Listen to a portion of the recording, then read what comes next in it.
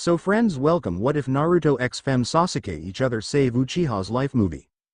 Helpless. That's what she was. She had used nearly every drop of her chakra to help Naruto defeat Madara. Suki Uchiha doubted she'd be able to move even an inch, no matter how hard she tried. On the plus side, she had activated the Rinnegan and they had defeated Madara, both of her feats only a handful of people had ever achieved. Downside, she honestly thought the Sharingan looked cooler. Oh, and that whole "she was probably going to die here" thing, that sucked. Her body was numb. She knew she should be in absolute agony, but it was like everything had been turned off. What she was left with was a floating sensation. So this was dying? Dying wasn't so bad. She'd get to see her family again. She slowly drifts into unconsciousness. "You have to help Suki, Sakura," Naruto screams out, in not much better shape than his dark-haired teammate. "I will, Naruto." Sakura responds and rushes over. "This is bad. She's almost completely out of chakra. I don't think I could move her without killing her in this condition," Sakura says and starts to perform medical just you on the last Uchiha. Other medics were rushing around the battlefield, healing as many as they could. People were being taken off on stretchers or assisted in walking to medical tents that had been put up. Shizune soon rushes to Naruto's side and begins working on healing the blonde. Suki and Naruto had collapsed side by side, so the brunette and pink-haired medics were working alongside each other. It was a race against time. Both young ninjas were more dead than alive. "Ah!" Naruto howls out in utter agony. "It's actually a good thing that you can feel pain again, Naruto," Shizune says as she pops a pain pill into the blue-eyed ninja's mouth. Naruto knew that Shizune was only trying to help, but the normally amiable young man was in too much pain to care. A fucking good thing that he could feel pain again. Well, she should experience what he was and see how she liked it. But the protest died on his lips when she mercifully gives him the pain pill. It took hours of painstaking healing, but eventually Naruto was deemed stable enough to be moved to the medical tent. A few days later, he was transported back to the Leafs hospital. It took Suki about a week long to be lucid enough to understand what was going on. She woke up in a hospital bed. The brunette scowls when she notices the chakra restraints. She'd been in the Leaf hospital more than enough times to recognize where she was. Why, damn it? Why? She howls out her frustration. She had been doing what the Leaf clearly wanted her to do. Suki Uchiha had been dying. The last Uchiha had welcomed death's embrace. It would have finally been over, but someone had saved her. Someone had gone through a lot of trouble to have her survive. She noticed the date on the calendar showed that several days had passed since the final battle. "I see you are awake," she hears a female voice say. Suki looks to see who it was. She'd never officially met the woman, but she knew who was addressing her. That was Tsunade, the 5th Hokage. Shit, this was not going to end well. "Why nurse me back to health, if you plan to kill me anyway," Suki says neutrally. At this point, Suki had no real fear of her own death. She wasn't suicidal. She'd never be suicidal. That'd be the coward's way out. Suki was many things, but a coward she was not. But she was surviving mostly out of habit now. "Trust me, the thought of having you executed or just letting nature take its course did cross my mind. However, two things prevented me from going through with it," Tsunade says. "Which were?" Suki asks the busty ninja. "The first is you helped us defeat Madara, like it or not. Without you and Naruto working together, we'd all be stuck inside that dream world forever. That does go a long way towards earning a pardon. The second being your death would absolutely break Naruto," she explains. "Saving the world almost earns me a pardon. Has anyone ever told you that you are a very harsh grader?" she smirks. "A few times, no comment on the second reason." "I see," she notes. "Naruto is loyal to the point of absolute stupidity. I've tried to shatter our bond again and again, but he won't let me," Suki answers honestly. Why she was being honest with the blonde, she had no idea, probably because she was still pumped full of pain meds. Yes, that must be it. Suki was not the type to spill her guts to anyone, let alone a stranger. Loyal to the point of stupidity. I suppose that's quite an accurate way to describe it. Tsunade couldn't help but chuckle.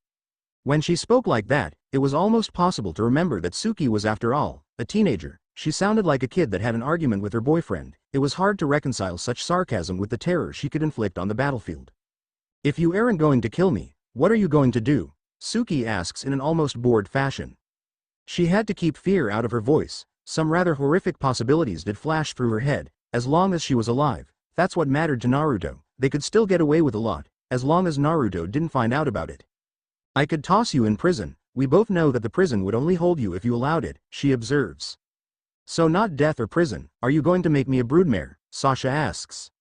While the Leaf might want her dead, the Sharingan and now Rinnegan were something they definitely desired. She had the genes that meant if she had children, such gifts or curses would be passed down. Suki would rather be dead than be the Leaf's super baby incubator. No, I am not going to do that. I am not a monster, but I do have a suitable punishment that would allow you to be reinstated as a ninja of the leaf, something that you may consider worse than being forced to revive your clan for the leaf's benefit, Tsunade responds. Worse than being an incubator? What could possibly be worse than that? Suki was almost afraid to ask. As of now, Naruto is the only person in this world that we know of who can match you in battle. We can't expect him to watch you 24/7 to ensure your redemption is coming along smoothly, she begins. You are going to have Naruto babysit me, Sasha scoffs.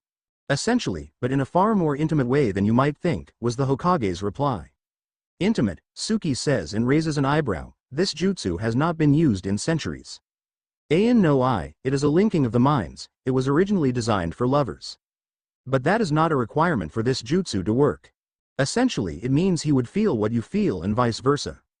Over time a telepathic link can be established, it will give you both a general sense of where the other is.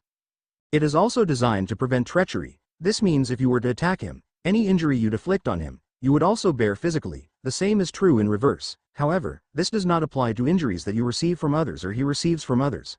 I'd advise you from attempting to arrange an assassination. The severing of such a bond would not end well for your mental health, Tsunade explains. That jutsu is forbidden, Suki says in outrage. Yes, well, desperate times call for desperate measures. Besides, I am Hokage, who is going to punish me, the blonde counters. Have you told Naruto about your plan? The brunette demands. It was actually his idea, Tsunade replies. What? Not even Naruto could possibly be this stupid. Suki would have flailed if she wasn't bound to the bed. As you said, he is loyal to the point of stupidity. He'd do anything to save you, Tsunade says. Does he even understand the risks of such a bond? Does he know what it entails? Suki questions. He does, and yes, the alcohol-loving ninja replies.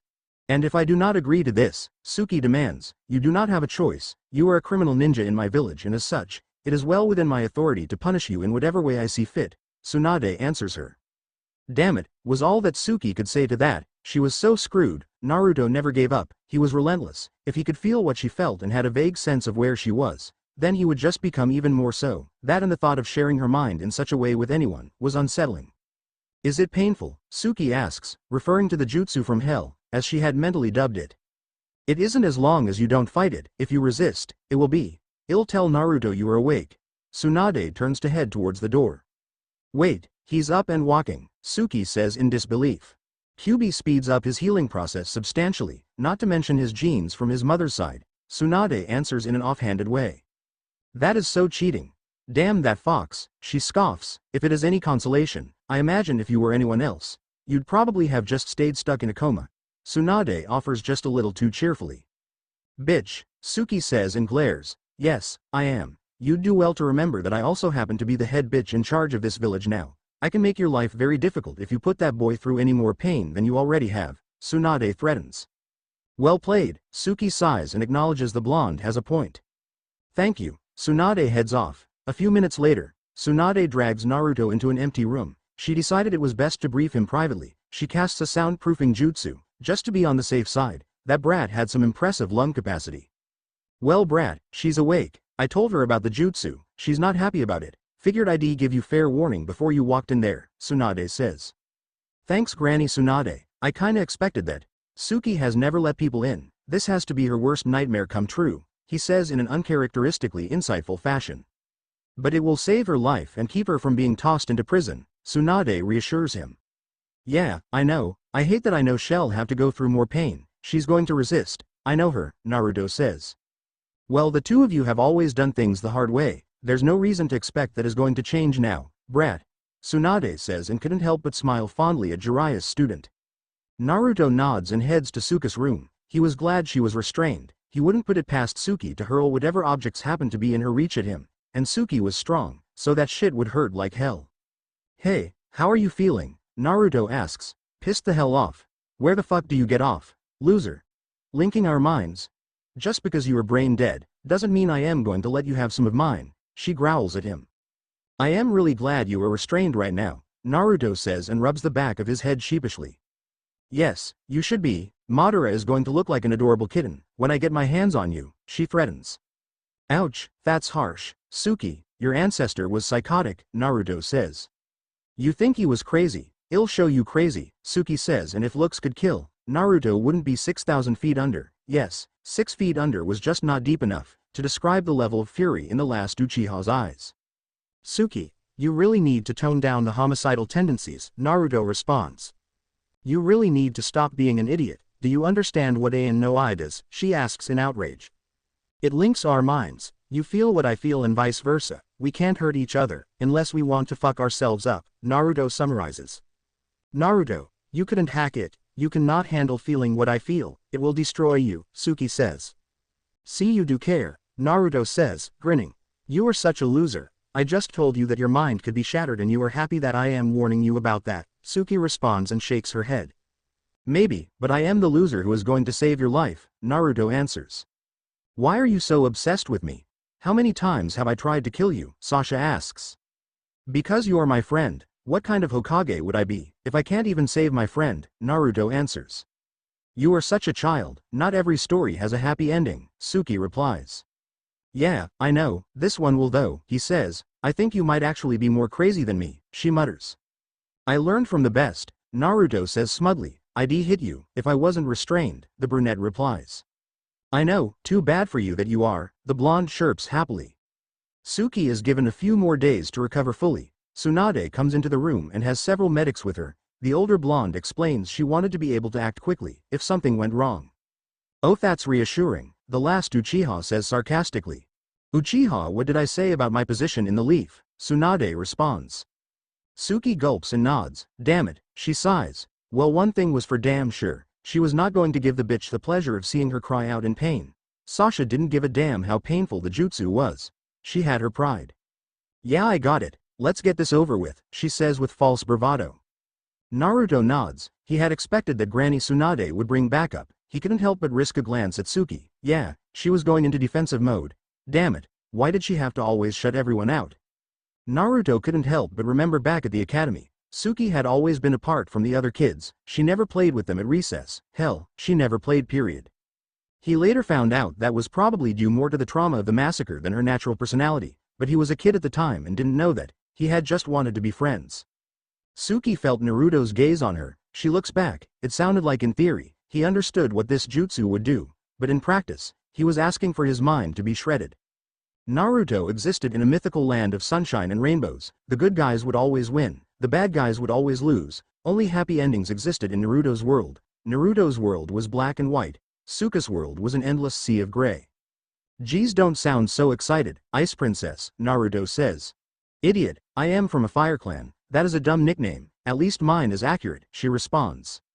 Sasuke's mind would shatter that illusion. For some reason, that made her feel more guilty than the thought of killing him ever had. She envied his ability to actually see how truly fucked up the world was and still believe that things could get better. It was a stupid idealistic notion. It wasn't true, but it must be nice to live in that world. No, Ice Princess totally fits you, Naruto volleys back. If you two are done trading barbs, let's begin. This is going to be a very long night, Tsunade says with a sigh. Tsunade had made sure to restrain both of them. The mind and chakra often were closely associated. If either tried to fight the link, their chakra could lash out if not restrained. She proceeds with doing thousands of hand seals. It took all her concentration. If she made even one seal wrong, she'd have to start all over again. One of the medics cut Sasuke's and Naruto's hands, pressing them together. Blood had to be exchanged during this jutsu. The medic was actually scared for her life. Once Suki was free, but she hoped Naruto would stop Suki for killing her for her part in this jutsu. Sorry, she murmurs at the other woman. That's when Suki felt it. It was like being swept up in a tornado. She recognized Naruto's chakra. It was almost as familiar as her own, but never had it been so intense. It was like it was trying to blow straight into the pores of her skin. In her mind, she knew that logically this should have been painful, it should have been utter agony, but instead, it was the opposite. It was a rush. It felt good, really good. Wind amplifies fire, she mutters to herself. Naruto barely had time to wonder what she meant. When he felt it, Naruto's chakra had gone first, which meant Suki felt the effects before he did. He knew that Sasuke's natural affinity was fire. In his mind's eye, he could visualize a powerful gust of wind blowing against a fire.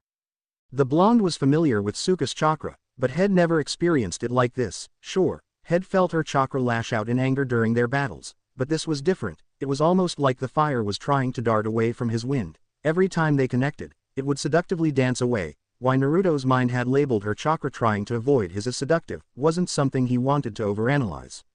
Suki, Stop running away from me, Naruto says. Naruto looks at Suki. Damn it. Her eyes were completely glazed over. She must be further under the effects of the jutsu than he was. Was he going to look like that soon?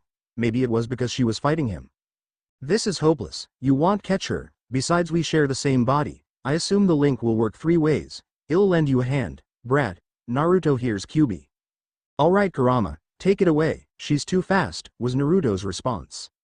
You'd think after chasing her ass all these years, you'd have a higher success rate of actually catching her, Kyuubi muses. Kyuubi dialed the chakra up to 11 on the Richter scale. Quite simply, Suki would probably always have superior chakra control, but Naruto, Kyuubi had more of it. Finally, there, the wind touched the fire. It was like nothing Naruto had ever felt. He knew that her second affinity was lightning, but this was insane. Every cell in his body felt electrified. It should have hurt like hell, but it felt fucking hot. He wasn't talking about the temperature. Somehow it was erotic. That's better, she's yielding, Kurama says. Kyuubi was right. While he had expected Tsuka's fire to fight his wind, it didn't. A few imagines of a damn cat that they had chased as Genin trying to scratch his eyes out came to mind. Instead she let the wind encase her flames and seemed to be returning the favor. Suki had expected pain. She hadn't expected ecstasy. It was like nothing Shed ever experienced. Every spot on her body was overcome with pleasure. Of course Shed never admit this to anyone. A bright light floods the room. It was golden in color and encircles Suki and Naruto. It surrounds them. When it finally clears, on Naruto's mark there was a symbol engraved on his neck of the Uchiha clan. Suki also received a mark. It was a spiral symbol on her neck. I think it was successful. Naruto, Suki, how do you feel? Tsunade asks. My neck hurts. It feels like someone took a knife and decided to engrave a tattoo, but otherwise, I am fine, she says. Ditto on the neck thing, but yeah, I am okay, Naruto says. Well, that's good. Try to use the link to feel what the other is feeling, Tsunade encourages. Naruto wasn't exactly sure how to go about this. The blonde decides to shove his chakra at the brunette. That's when he felt it. It was a flicker in the back of his mind. It was like a few embers burning in a campfire. He knew somehow this wasn't from him. He tries to get a better look. It was hard to describe. Naruto didn't hear words, but he felt things. These weren't his emotions, they were definitely Tsuka's. She was excited about something. It was a different kind of excitement though. The naive blonde didn't know how to identify this emotion. Kyuubi did though. The damn sadistic fox was cracking up. Whatever it was, he wasn't going to tell Naruto.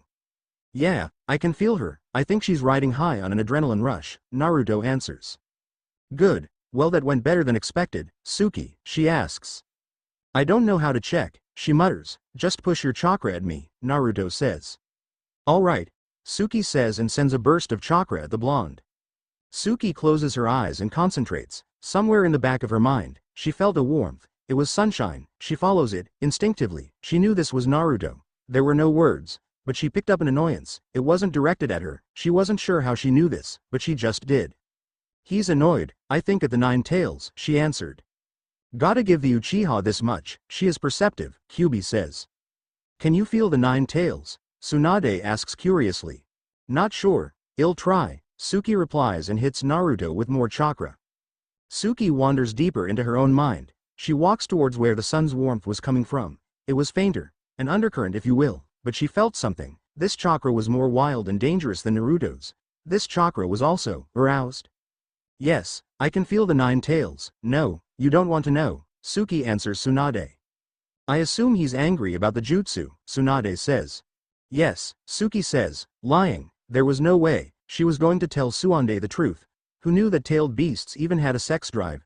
Then again, it was possible that she was just processing his emotions wrong. It was such a faint thread. Maybe she had been projecting her own reaction onto the fox for God knows what reason.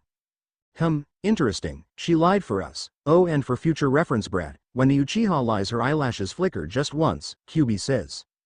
How do you know that? Naruto asks. I have nothing better to do than to watch what you are doing. I've had ample time to observe her mannerisms, Kyuubi responds. Good, now we'll have to test the link. Suki, I am going to undo your restraints. I want you to nick Naruto with a kunai, she says. Wait, what? Naruto yells. We have to see if the physical component of the link is as functional as the mental one. Tsunade explains. Fine by me, he so had this one coming, Suki says as she was released. Whoa there, remember she said a nick. You know, don't try to slash my throat open or something, Naruto says raising his hands defensively. I won't do that. I have no way of knowing yet if the physical link is active yet, Suki says and makes a dramatic show of twirling the kunai menacingly. I loathed Madara, but I must admit there is something appealing when she shows slight hints of her ancestor's sadistic personality, Kyubi says conversationally. Shut up. It's not funny, Naruto yells at him mentally. As Naruto was arguing with Kurama, Suki cuts the blonde ever so slightly by pressing the tip of the kunai onto his finger. Naruto yips in pain. Had worse of course, it was the ninja version of a paper cut, but it still stung like a bitch. Damn it, she growls under her breath, feeling the cut. The brunette looks down at her finger. Yes, there was just a speck of blood on her finger, she might as well have pricked herself, this so wasn't good. As Suki was analyzing the various ways this meant she was fucked, something shocking happened. Suddenly something wrapped around her injured digit, it was hot and rough, it glided along the small cut, soothingly. It took a minute for Suki to register what was happening. Naruto was sucking on her finger, she supposed that should NT have surprised her. Naruto's instinct was to try to help anyone in pain, but the gesture still rocked her to the core. She's shocked, but she is enjoying the attention anyway, Kyubi says surprisingly smugly. That's a first, Suki actually wanting to be touched, Naruto replies. Suka's eyes activate, she pulls her hand away from Naruto, she blamed the jutsu, there was no way she'd ever be that affected by someone kissing it better, so to speak.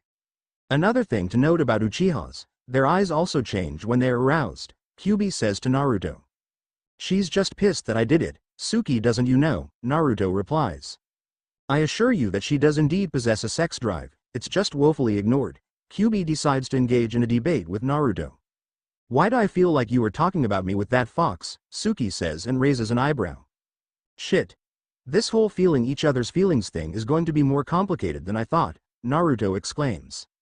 Oh no reason, Naruto says sheepishly, Naruto, you are a horrible liar, but whatever, Tsunade the link is mentally and physically active, she sighs. Excellent, I do think it would be best if you both stayed in the hospital for a few days, it's important to monitor you, you can share this room, Tsunade states. You want us to share a room, Naruto and Suki say in disbelief. Your minds are now linked, sharing a room should be easy, Tsunade says with a smirk and heads off. I hope we have fire and tornado insurance, Shizune says when Tsunade walks out. Of course we do, they might not be able to hurt each other, but destroying the hospital isn't unlikely, the Hokage says. You realize that this was a crazy idea and is probably going to bite us all in the ass, my lady, Shizune wonders out loud.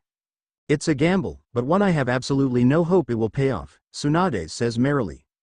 And your gambles only work if you don't think they will, Shizune says. Exactly, so this will work, because I think it won't, Tsunade says sagely. My lady, you are a genius, her assistant replies. Yes, I know, Tsunade smiles smugly. Suki looks at Naruto and then looks away rather quickly. Naruto might not have realized what she felt during the bonding, but Kyubi likely did. Kyubi was the devil to Naruto's angel. She bites her lower lip, she hoped that the Nine Tails wasn't in a chatty mood, that could get embarrassing fast. Suki, don't be like that, Naruto says. Be like what, she asks, raising an eyebrow. All closed off, we are linked now, so you can't shut me out as easily as you did before, the blonde replies. Suki distinctly picked up both happiness and sadness at that statement. It didn't take a genius to realize the sadness was at the fact she had shut him out before, happiness that now she wouldn't be able to do so as easily. Naruto, despite my best efforts, I have never been able to shut you out. You possess absolutely no sense of self-preservation and chased me all over the 5 nations for years. This was even after I nearly killed you multiple times, she says. Because you're my friend, I wasn't just going to leave you like that, Naruto yells at her. Because I am your friend. That's insane. Do you know how fucking insane that is? That's it. That's the reason why you did all of that? For God's sakes, even Sakura and Kakashi had given up on me, but not you. I really think that I probably hit you in the head too hard a few too many times. I must have scrambled your brains, Suki finishes. You do have to admit, she has a point. I was hoping that after puberty hit, you wouldn't be so damn oblivious, Kyubi says. Oblivious to what? Naruto asks. Humans make everything so complicated. In my species, the female goes into heat. If the male is strong enough or impresses her, they couple. Sometimes it produces offspring, sometimes not. If they grow to love each other, as humans call it, they become mates, Kyubi explains. You want to try that in English, you big fleabag, Naruto yells at him. You are hopeless, completely hopeless, Kyubi sighs and settles down for a nap. You are doing it again, Suki growls. Doing what again? Naruto asks. Talking to the fox. Sometimes you go quiet, but I know you aren't zoning out, Now I can actually feel that you are talking to him, the brunette answers. Wait, you can feel it? Can you hear the words? Naruto asks, suddenly really nervous about this whole bonding thing. No, I can't hear words. The 9 tails is fainter than your signature, but it's like if put sugar in a glass of water, it's there. She couldn't quite explain the sensation that was Cuba's presence. Oh good, I mean, I don't know if Kurama would really want his thoughts broadcasted. Yeah no, Naruto replies. Kurama, Suki repeats, completely baffled. That's Cuba's real name, the blonde clarifies. Ah I see, Suki couldn't think of a snappy comeback for that one. I mean it though, Naruto says, obviously referring to the shutting him out discussion. I know you do, she murmurs softly and looks out the window. It was as if the universe was mocking the last Uchiha in some cosmic way. Outside the hospital, it was a beautiful summer day. The sky was as blue as Naruto's eyes. There wasn't a cloud in the sky, it was warm, but not too hot. There was a soothing light breeze. The birds were chirping. The flowers were in full bloom. It was like a damn postcard. People were milling about the street. They were walking, talking, laughing, shopping, and in the case of some children, even playing. If one were to look outside the window now, they never would have guessed that the world had very nearly ended as they knew it. They could have all easily ended up in dreamscape forever. Suki, it's over. The truth is getting out there now about Itachi. He can rest in peace. We defeated Madara. There's no reason why things can't go back to the way things were before, Naruto says. You mean with Sakura hanging on my every word, you eating ramen by the truckload, and Kakashi reading his damn books? She asks with a slight hint of amusement. Yeah. Well, maybe not the Sakura thing anymore. I think she's kinda scared of you now, to be honest, Naruto says. Good, she's annoying, Suki replies. I never got why you don't like her, the blonde wonders. Naruto caught a flash of something. It was like thunder in the back of his mind. He goes towards the sound. He sees it, a memory. It wasn't his memory or Cubus though, it was Suka's. He could see Sakura talking to her. It was clearly from a long time ago. Sakura's hair was still long. She was talking about Naruto not having parents and that's why he didn't have any manners. Suki had gone off on Sakura. For Suki, who was an orphan like Naruto, this was a bridge too far. Alone, isolated, it's not about your parents scolding you. You have no idea what it means to be alone, Shed said, quoted from the show. So that's why, Suki, she was just a kid, she didn't understand. It's not like she was lick, Naruto starts to say. Like us, alone, orphans, I know, there are other reasons, she says with a shrug. Another thunderclap. Well, actually several small ones. Images kept flying by. Sakura hitting Naruto.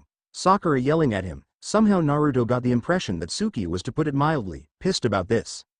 You're mad that she hit me? That's a little hypocritical. I mean, like you said, you tried to kill me several times, Naruto says. Yes, I am the only one allowed to beat you up, that is my job, Suki answers as if this was the most obvious thing in the world. Women make absolutely no sense, the blonde says. It makes more sense than you chasing my ass for years, she responds. In your defense, that is a fine ass by human standards. Trust me, I've been around since the Sage of Sixth Pad's days. I've seen a lot of human females. Vicious she may be, but a damn fine rear, Kyubi offers helpfully. Kurama, just shut up, she might be able to hear you eventually and I don't want to have to save your furry ass, Naruto replied. Why do I get the feeling that I should smack you for something? Suki says with a raised eyebrow. Not my fault. It was Kurama, Naruto said. Well, it looks like we are stuck sharing a room for a while. Tsunade is a stubborn bitch, Suki responds with a sigh. I wonder who would win that fight. Now those are 2 alpha females, plus it'd be glorious with all that cleavage bouncing around. Tsunade is too old for my tastes, but one has to admit that she looks very good for her age, Kyubi says. I think you spent too much time around pervy Sage, Naruto scoffs. If I didn't share the same body as you, I'd say you were too young to notice females, honestly, Kyubi returns the scoffing. I can't believe you just called Granny Tsunade a bitch, Naruto says. I did. Please don't tell me after everything you've been through, you are scared of bad words, Suki says mockingly. I am not. I am just saying she's not, the blonde defends the 5th Hokage. That's because she likes you, she doesn't like me, mostly because I hurt you. I don't blame her. I know that your father was her best friend's student, naturally, she's attached to you. I am just saying, facts are facts. She would have loved to mount my head on a pike, Suki says casually. She's not like that, Naruto insists. Alright. I admit I was being dramatic about the pike, but she would have loved for me to be killed. She said as much. She only spared me because of you, and without me, it's doubtful that Madara would have been defeated, the last Uchiha says. She actually said that, the blue-eyed ninja asks. She did. You can ask her yourself, if you don't believe me, Suki responds. Oh, Naruto didn't seem to know what to say to that. The sunshine that had flickered at the back of her mind briefly went black, an overwhelming void of loneliness. Suki somehow knew that Naruto was picturing her death. It's really not healthy to be that attached to one person, she mutters. Maybe not, but I will protect my friends, that includes you, whether you like it or not, Ice Princess, Naruto chirps merrily. It was then that Suki realized that at least some of the time, Naruto was faking it. He had a smile and his voice was happy, but on the inside he was anything happy at the moment, he was acting. You are such a faker, Suki yells, faker, Naruto blinks. The Eternal Sunshine Act. You sound happy but you aren't, she says and rolls her eyes. Wait, you're mad that I don't freak out more, Naruto asks in confusion. No, I am mad because it's like a law of the universe, you are supposed to be the happy idiot, that's your role, it's comforting even though it makes no fucking sense, the dark-haired ninja says. Well, even though that doesn't make any sense, I am happy that you are expressing yourself in a way that doesn't involve trying to stab me, Naruto replies, with a genuine happiness this time. Unfortunately, I can't stab you now, unless I want to stab myself, she says and looks at her nails in a bored fashion. Like I said, vicious, I admire this in a woman, Kyubi says. Kurama, you are really messed up in the head, Naruto replies. Suki stretches, then she tenses up, suddenly she lets out a startled cry of pain, fuck her shoulder. Shit, Naruto says, gets closer, and gets behind Suki. Damn it, Naruto, what are you doing? Suki says as she clutches her shoulder. Helping, pervy sage taught me this, he responds. The Sharingan wielder was speechless. God only knows what Jiraiya had taught Naruto. It's not like that, Naruto protests. Alright, she replies cautiously. Well, you did say Jiraiya taught you. Can't blame her for being suspicious, Kyubi offers. Kurama, Naruto exclaims. Naruto decides to tune out Kyubi for the moment. He starts working on Suka's shoulder. It was rare that he got to touch her outside of fighting. Idly he wondered how she kept her skin so soft.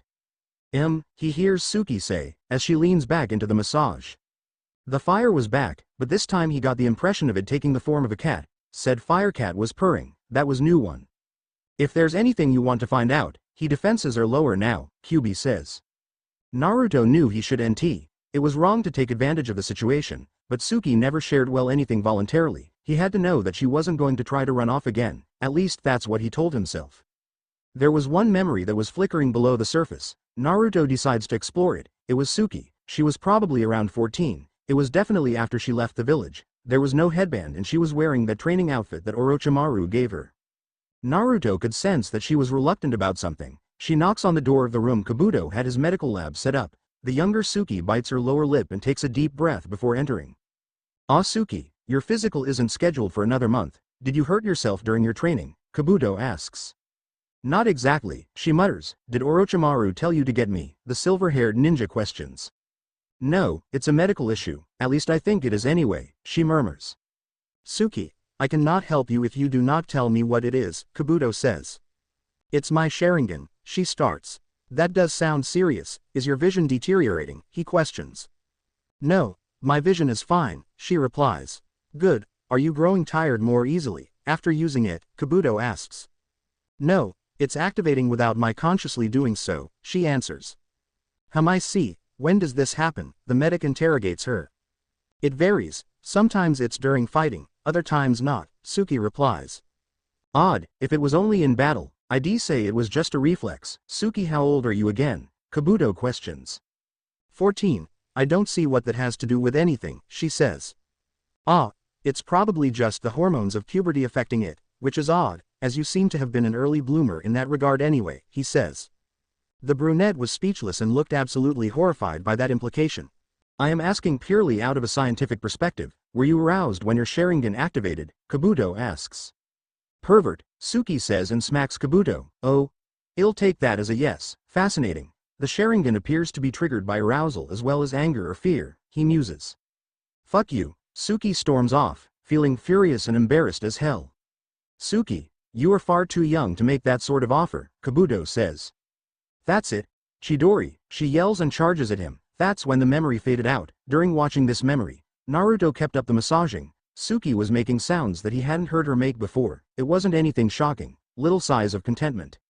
Suki didn't realize that Naruto had watched one of her memories, nor did she realize that her Sharingan had activated. Naruto did though. Naruto being Naruto, well, he wasn't going to be quiet about that. Wow, didn't think a shoulder massage would be enough to get you going, the blonde observes. Loser, what the hell are you talking about now? The other ninja asks him. Your Sharingan activated, he says. So what? Suki asks. I am still getting used to this bond thing and saw a memory of yours with Kabuto explaining stuff about the Sharingan, he answers. You what? Suki yells in outrage. Sorry, it just kinda happened, Naruto says and decides backing up from a pissed off Suki was in his best interest. You are so damn lucky that I can't hurt you without hurting myself, she says, twitching. Oh right, you can't hurt me now, well not unless you are willing to take what you dish out, Naruto states happily. I hate you so much right now, she growls, not what your Sharingan says, he couldn't resist teasing her. Clearly it is on the fritz, I should have the bitch look at it, she says neutrally. Makes sense I guess that you'd be sensitive, I mean you almost never let anyone touch you, so you were going to respond, he tries to calm her down. Naruto, I swear to all the gods and goddesses that if you ever tell anyone about that Kabuto memory, I will find a way to make your life a living hell, she threatens. Alright, I got it, you got that whole scary threat thing down pat, Madara would be proud, Naruto says and gulps. Good, Suki replies. Suki settles down, now that she had suitably threatened the blonde, she could relax. Naruto apparently needed his life threatened at least once a day. Rarely did a full 24 hours pass without someone trying to kill him, honestly, she was surprised Kurama wasn't a cat-tailed beast. Naruto definitely had more than 9 lives, it would also match his number of tails. Guess you are feeling better, still be careful with that shoulder at least for a bit, Naruto says. Yeah, she nods at the shoulder thing. You should probably try to sleep it off, he says. For once, you're right, she says and settles into the bed. Hey, what's that supposed to mean, Naruto says, flailing. That you are an idiot, Suki smirks and wraps some blankets around herself. You are such an ice princess, he says, twitching. Whatever, the dark-haired ninja closes her eyes and soon her breathing evens out. Did she really fall asleep instantly, Naruto wonders. It's quite likely, given the type of lifestyle she's lived for the last few years, she trained herself to get her rest when she could, Kyubi says.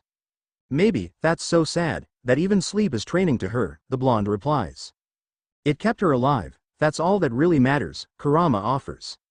Yeah, if she died, I'd kill her, Naruto responds. That makes absolutely no sense, then again your actions with Raven Fur have never made sense, Kyubi says and shakes his head. Who the heck is Raven Fur, the blue-eyed man asks. One of my names for Suki, her hair color is the color of a raven's feathers, but she is a vicious vixen, so I say fur instead.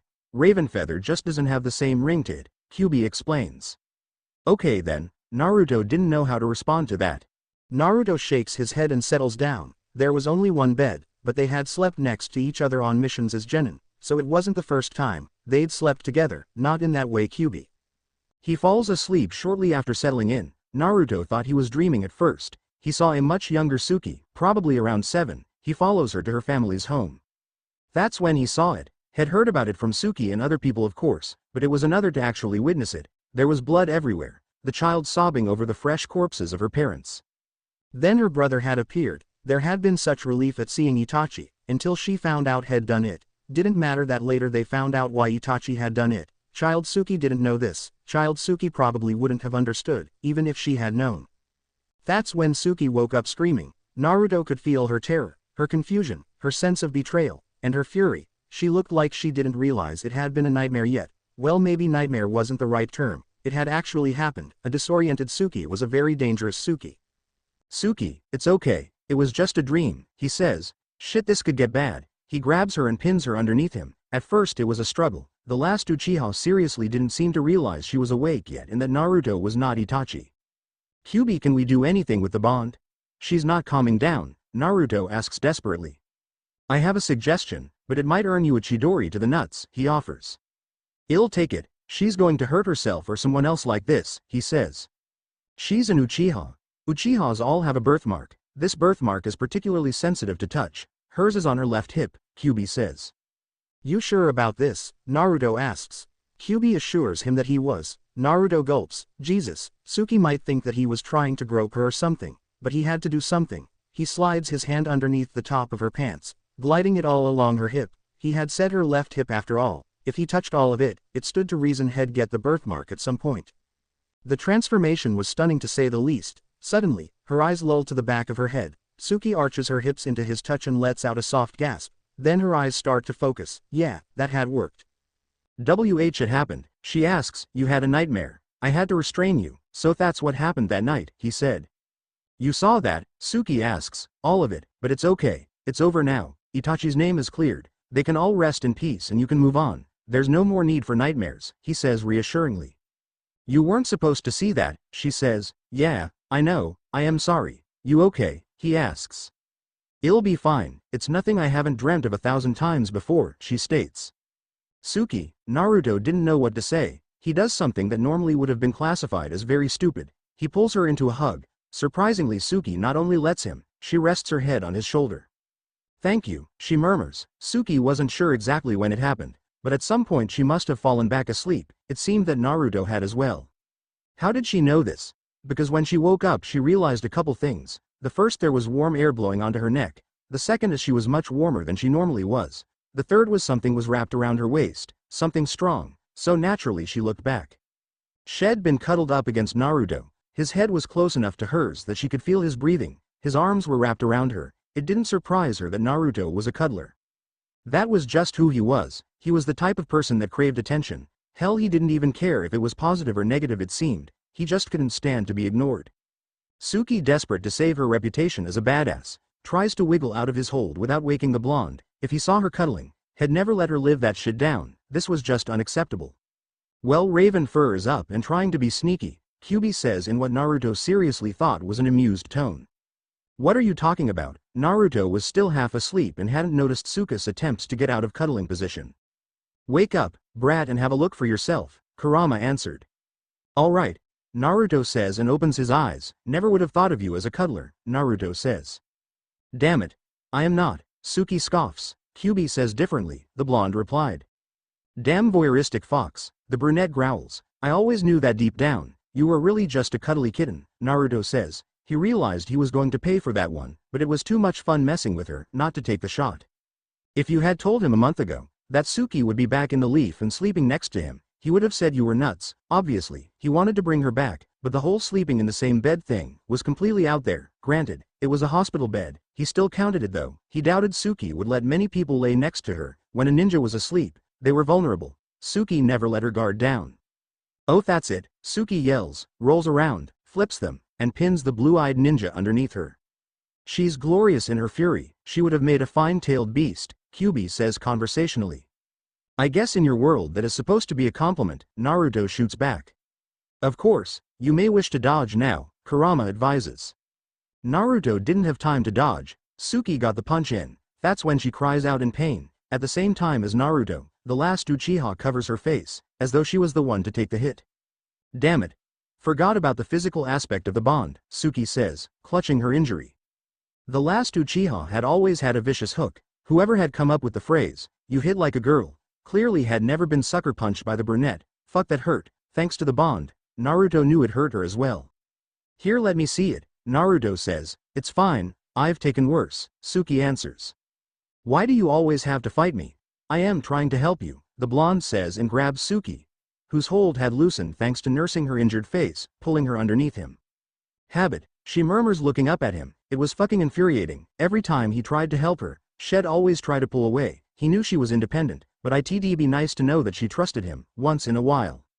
Naruto was about to tell Suki off for this, when she looked up at him. There was something about the last Uchiha's eyes that had always distracted Naruto. It didn't matter if they were their natural midnight black color, the ruby red of the Sharingan, or the lavender of the Rinnegan. He just liked having her eyes focused on him too much. He wasn't really sure why, probably because when he was a kid, he realized that she knew what it was like to be alone, so if she paid attention to him, it meant more than if the others did. Yeah, it's swelling pretty bad, Naruto says, keeping Suki pinned down with one hand, and leans over to the counter to get some medicinal cream.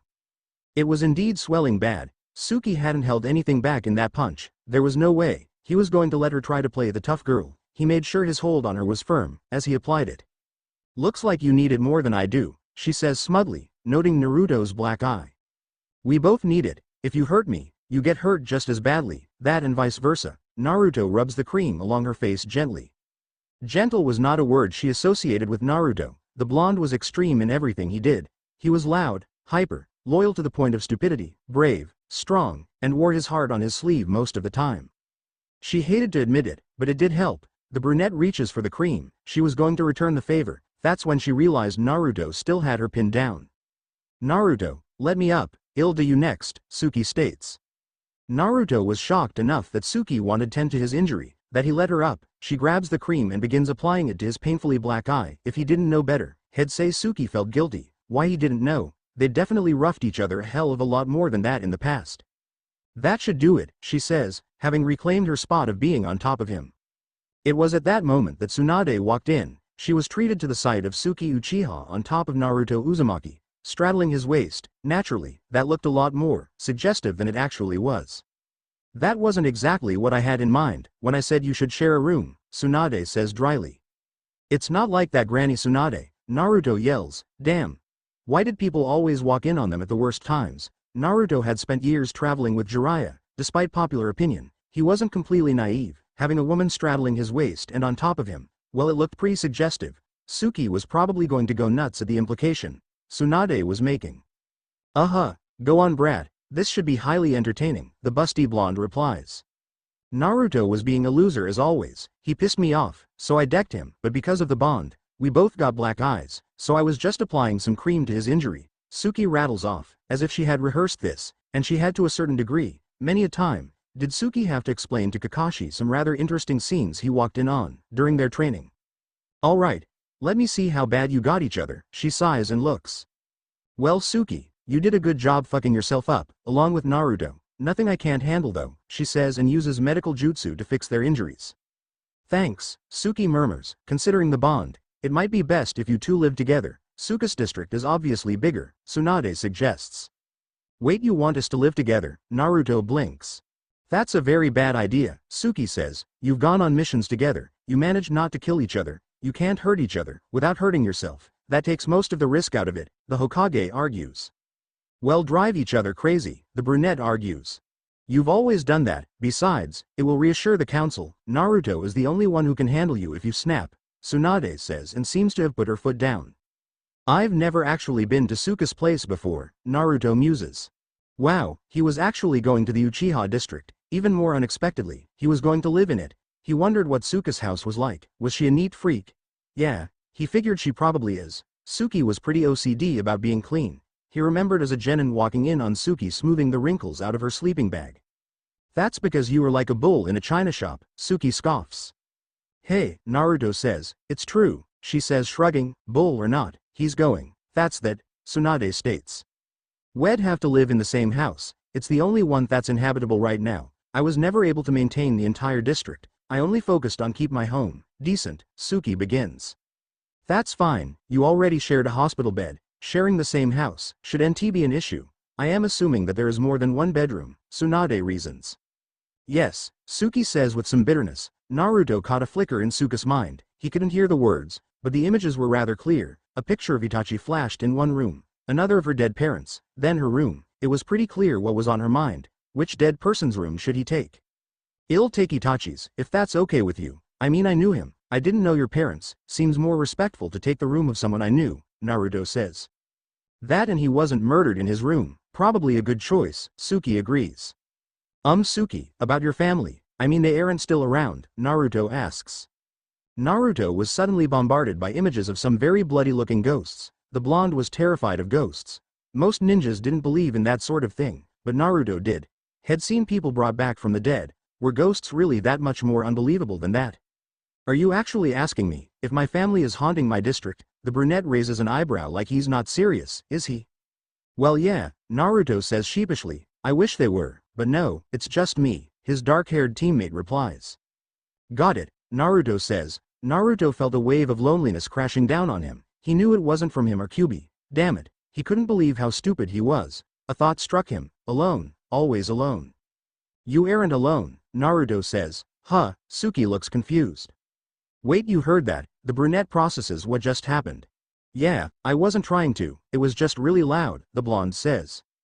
"Well, I see the bond is progressing quickly. It looks like if you feel something powerfully, it has a stronger chance of registering as actual words. Interesting, I'll have to make a notation of this," Tsunade states. "But I don't hear thoughts from Naruto. Suki sounds slightly outraged. That wasn't fair that he could hear her thoughts, but not the other way around. Probably because the bond is so new. Likely you are also fighting it more than him. Naruto voluntarily entered this bond. You did not, the blonde woman explains. I guess that makes sense, so we can leave the hospital now, Suki asks. Yes, you can leave the hospital. You can head to Naruto's home and help him pack, she states. Fine, anything is better than being stuck in a hospital. I really hate hospitals, Suki says. Naruto sees a memory flash in his mind's eye. Suki was 7, she woke up in a hospital bed. Shed overheard some medics discussing the massacre. Suki, it seemed, had a very good reason to hate hospitals. Naruto mostly hated them because needles were not fun. Yeah, let's get out of here, Naruto says and takes Suka's hand, running out of the room. He leads her to his apartment. Once again, Suki had another reason to hate the village that Itachi had died for. Naruto had saved the world and his apartment was barely big enough for one person. Idiots, they should have given him a mansion and kissed his ass. Right, should NT take too long, I'll make some clothes and we'll be out of here in no time. Can you just toss whatever you see into boxes? Naruto asks merrily. Sure. Suki starts putting whatever she saw into boxes. Warning Jiraiya's gag gift scene. She stops when she notices a box marked from Jiraiya to Naruto. Happy birthday, use these wisely. For God's sakes, there was even a winky-faced Smiley on it. The last Uchiha had to know now. She knew it was a violation of privacy, but she doubted Naruto would actually care. Suki wasn't sure what she was expecting. A box of XL condoms definitely wasn't it though. In hindsight, this was Jiraiya, so maybe she should have seen that one coming, pun intended. Do you have a lover I should know about? Suki asks dryly. What are you talking about? Naruto says, or maybe it was one of the 3 clones had created. Any more than 5 people in that apartment and it would be too cramped to move. 4 Narutos and 1 Suki. The box of condoms that Jiraiya gave you, flavored as well. How considerate of him. Guess he got the size wrong though, Suki says and decides, oh yeah, she was getting him back for that cuddling comment. Oh. That was a gag gift. Wait, what do you mean he got the size wrong? Naruto asks. Says XL, Suki states and proves that no, she was not above size jokes. Actually, that's the right size, Naruto replies, perhaps a bit smugly. No way, I don't believe it, not for 1 second, Suki replies, throwing them in the box. Want me to prove it? Naruto says. Suki was left speechless. That's what I thought. Well, that looks like everything, Naruto says. Suki wonders if he was actually serious. Would Naruto actually prove it? Naruto had never been shy, but had always seemed so innocent in that respect. She doubted he'd actually flash her. And yes, I would actually do it, Naruto says. Doubt it, Suki says more confidently than she felt. Naruto's voice was different than usual. Shed heard this tone a few times before. The one time that stood out in particular was against the fight with Madara. Yeah, he might just be crazy enough to flash her, but if she called his bluff, he'd back down. Besides, you don't have anything I haven't seen before, she states. End gag gift references. Wait, what? Naruto tries to process that. She's seen other men. Her scent tells me she's still an innocent though, Kyuubi offers. That didn't help though. Naruto wasn't sure why, but that set him off. The thought of Suki around naked men had him seeing red. He tried to rationalize it. Shed been in the sound. Who knew what sort of freaky shit went on there? Had she actually taken a lover while she was there? Shed never seemed interested in anyone, but she did have a clan to restore. Maybe Shed decided to do it before killing Itachi. It'd be smarter to have a kid and restore the clan, before engaging in a potentially lethal battle. Before Suki could blink, she found herself pinned against the wall. The last Uchiha noticed that Naruto had activated Sage Mode. Shit, this was serious. Naruto, she says uncertainly. Who is he? Was it consensual? Naruto asks. I said that I had seen naked men before. I didn't say I slept with them. Suki would have normally scoffed, but the way he was holding her, she decided to treat this seriously. He might go Kyuubi and destroy his apartment at this rate. Oh, Naruto seems to believe her and loosens his grip slightly. I walked in on a couple of my Team Hawk teammates on accident while they were in the public bath. There were also a few men in the sound that I saw. Kabuto wanted to see me and was giving them their exams. Modesty wasn't something that was cared about in Orochimaru's village. Oh, and it is still none of your business, she says. Well, I am glad that nothing bad happened, he finishes lamely, his eyes going back to normal. Me too, seriously, what is up with you and pinning me? Suki asks. Well, it's the only way to make sure you don't run off so I can get answers out of you, Naruto replies. You can lie to her, but not to me, it's animal instinct. I can't blame you, she's in peak physical condition for a female, strong, yet soft in all the proper places, Kyuubi says. You think I want to, with Suki, Naruto yells at the Nine Tails. I don't think, I know, you are an adult now, there's no shame in having desires, Kyuubi replies. You are so sick, she's my friend, I don't look at her that way, she's like my sister, the blonde says. Yes, and I am really a cat demon, Kyuubi scoffs. Well, stop doing it, just because you're STR, Suki starts to say. On second thought, hell no, she was not going to give him the bragging rights, she hated to admit it to herself, but Naruto was always physically stronger and had more chakra, which she blamed the second part mostly on the damn fox. Naruto had access to a nearly limitless supply of chakra, she was faster and had better chakra control. It was a battle of jutsus like Chidori versus Rasengan, she could hold her own or even beat him, if it came to close-range physical combat or her being pinned. Naruto had the advantage, as long as she wasn't pinned, she could evade and maybe tire him out, but once she was pinned, he was just physically stronger, facts were facts, though she really hated to admit this even in her own mind. Just because I am what? Naruto asks. Forget it, Suki says. No, what were you going to say? The blonde questions. Nothing, it's nothing, the brunette answers. No, seriously, what were you going to say? Naruto asks again. Loser, drop it, Suki growls. Kyuubi, think you can figure it out? Naruto asks. Of course I can, I know female body language, she was submitting, Raven Fur is too proud to admit it, but she knows that she wouldn't have been able to get out of your hold. She was going to say you are physically stronger, though I will grant that she is by far the smarter of you two, Kurama answers. Wait, she really thinks that? Huh, I finally got her to admit it, well sorta. Hey, what was that last part supposed to mean? Naruto growls. She's not the one who chased after the person who ran away and tried to kill her for years, she's smarter than you, the Nine Tails answers. Whatever. She's home. So I outsmarted her there, the blonde states. She's getting annoyed, she is aware we are communicating and probably figured out that she is the topic, Kyuubi warns. You were going to say that I was stronger, Naruto says smugly. You are such a loser, Suki says, rolling her eyes.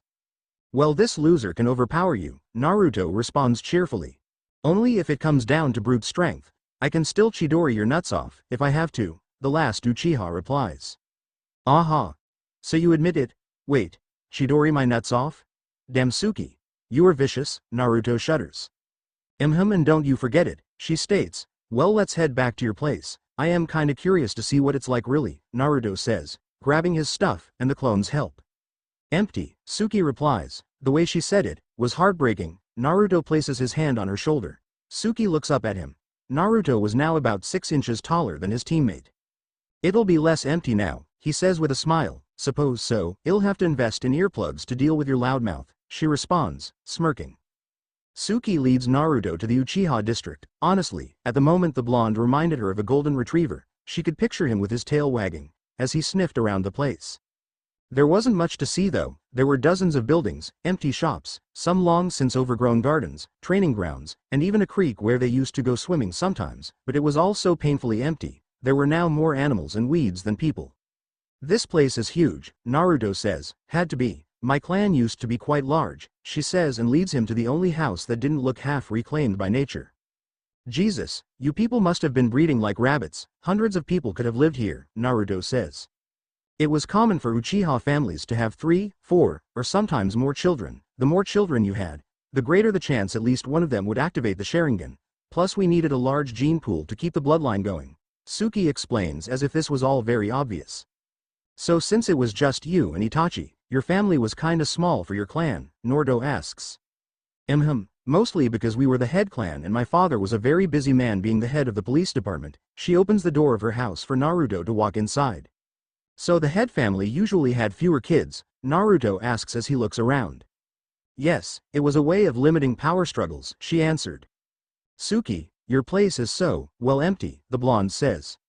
I haven't lived here in years, more than likely Tsunade had checked for clues to find me, she shrugs this question off.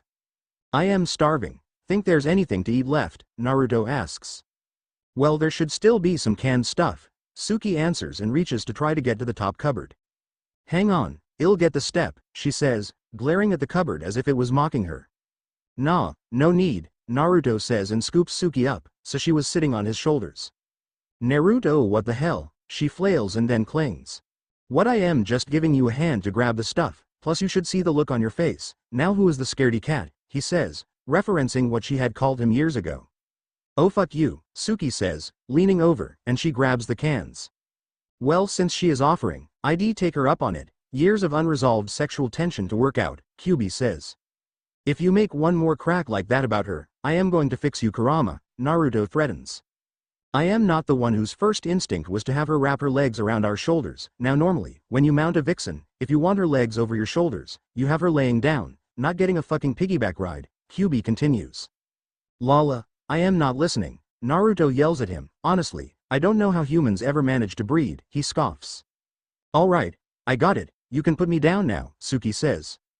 Naruto rolls Suki off his shoulders and she lands in his arms. He realizes how suggestive that looked and quickly helps her stand on her feet. He did not a Chidori in the face today. Had that happened to him more than once, it was not a fun experience. Naruto sincerely did not recommend it. I feel like I should smack you or the Fleabag, but I am not sure why, she says as she begins cooking. You cooked? Naruto asks, blinking. Yeah, did you think I was actually going to eat whatever some freak in the sound prepared?